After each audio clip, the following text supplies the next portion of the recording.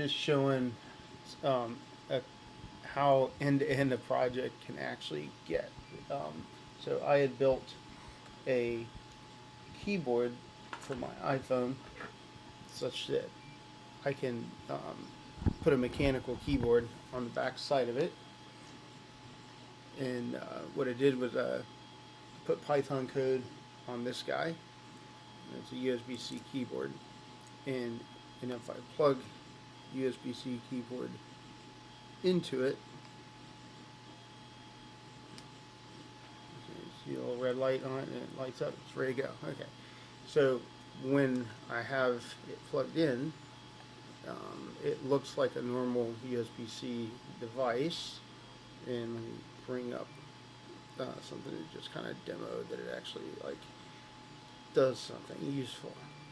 So we bring up like a text app or something. Something's called notes. Bring up notes. Okay.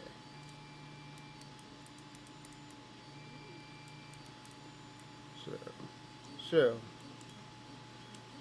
if I want to type a note, the keyboard is attached, and I can type in braille on it, which is a little weird with one hand, but um,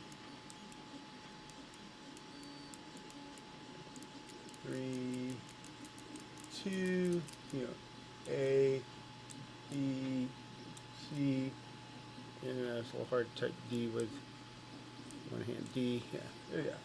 So just showing that the keyboard actually works, and if I plug it into a big system, it works. But I'll show you what it took to do it, which it's kind of crazy how and it needs to be. So first, I did end up mounting it into a case, and the case broke. I've had it for 3 or 4 months, and I dropped it. So I'm just going to 3D print a new one rather than trying to keep trucking with the old one. But it looks like that. Slip it in, and once it's slipped into there, I have a mounted case that's plugged in, and the keyboard actually works. Alright, so I dropped it, broke it, been in my back pocket for months, so 3D printing a new one. But what it took to get there is a little bit kind of like over the top and crazy. So the first thing I had to do was I had to write some code tools. We wrote a little Go program that it takes plain text and it converts it to computer braille, right? I made sure it worked, ran Genesis through it. I can read computer braille. I can't really read standard braille, but anyways, braille's an awesome keyboard layout, and if you need to be able to read it and write it. If you're gonna write it, you're gonna use your main keyboard. Okay, so I had to have all that code in order to simply, let's see. This is what I actually put on the board. So the board, this thing is written. The code is written in Python, and so I got some Circuit Python in here. So you can basically make a completely custom keyboard with this. You sit in the loop listening for key presses, and then I map the keys to dots, so I can basically emulate the full ASCII keyboard with just 16 keys for the whole keyboard. So I had to have Python code that uploaded onto this board, and in order to mount it in, I had to actually make a 3D model. So I had to learn this modeling language for making objects. You could like draw things in SolidWorks or whatever, but that's what my daughter does for school. She does SolidWorks because she's an engineer. But for what I'm doing, it looks a lot like ray tracing code. So I wrote some code that generates this, and then once you have this model generated, you bring it up into a slicer that is designed for your 3D printer, and you bring up the model, you press the slice button, and then it ends up sticking that file onto a little micro SD that I plug in this 3D printer, and then I go print. So yeah, there's a lot of crazy end-to-end because I had to write code So here was the Go program that I use to figure out how to do computer braille translation, and then once I had that all figured out, I ended up having to write a model in SCAD, which is the case that a 3D print, and then once the 3D case gets printed, you actually have a board to put it on, so you end up writing Python that actually goes onto the board. And I'm waiting for that guy to print. He won't be done for a couple hours. It's like a 12-hour print. Should be done at like 3 or 4 in the morning. And once I do that, I'll have a new one of these cases. I kind of have it sitting in here right now, but the case is compromised, so I'm printing a new one. It'll look exactly like this one, except it won't be broken on this edge here. And let me do a little demo of what it looks like when I'm actually typing on it, because you can see the lights. I'll just go through the alphabet. One thing I don't like is when you do this, this cable emulates an Apple dongle, so you can plug USB-C keyboard in. So it's kind of inconvenient. But anyways, let's see. A, B, C, D, E, F, G, H, I, J, K,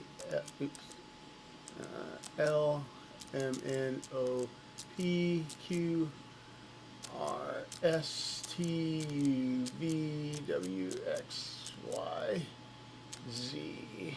And then, the alphabet. And take a look at that. Yeah, I got that right. So you can actually type full code on this. Give an example. I'll write, F of let's see, of X, and let's see if I can remember how to type code, is equal to X squared. I think I got that right. I got half of it right. So F of X equals X. Yeah, that's right, squared. So yeah, F of X equals X squared. So Rob, well, you get the point. I can type all the punctuation. I can actually do enough to actually write code with it. Computer Braille is not too hard because there's no abbreviations in it. It's literal character for character ASCII. One thing that makes this keyboard usable is so if I were in Vim, HJKL, so HJKL. So that's like your arrow keys. So if I hold down a button here, I can do H. So I use H as a back arrow. Is a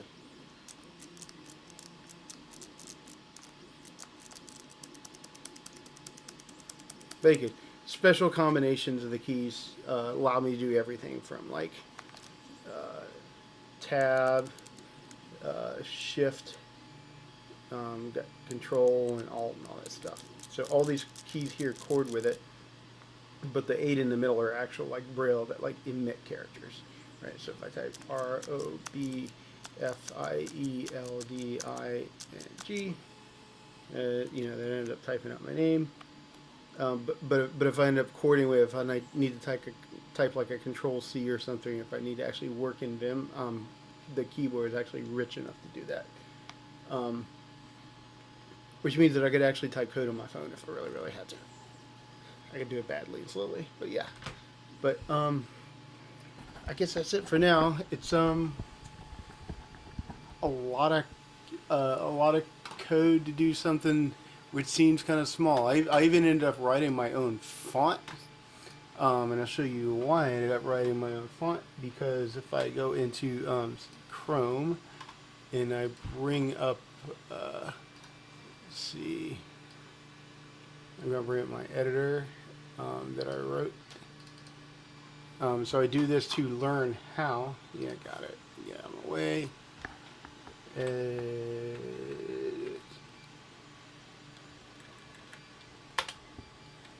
So I have a, yeah, I need to do it from GitHub. So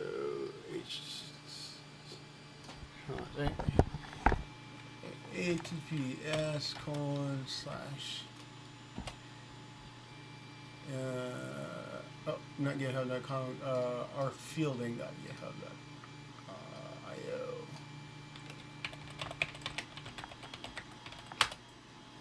And I need to get rid of the project name and everything. It's just plain old editor.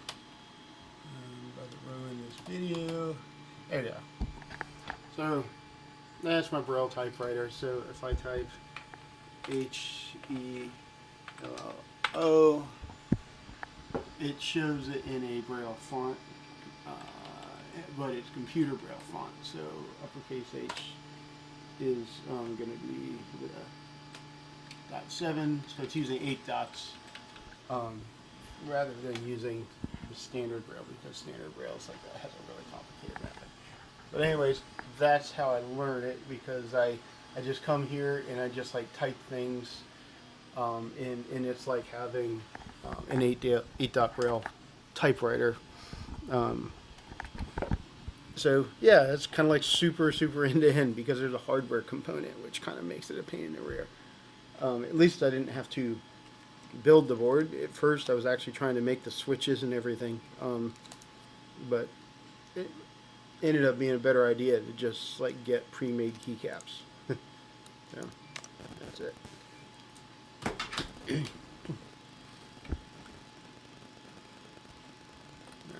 Turn it off.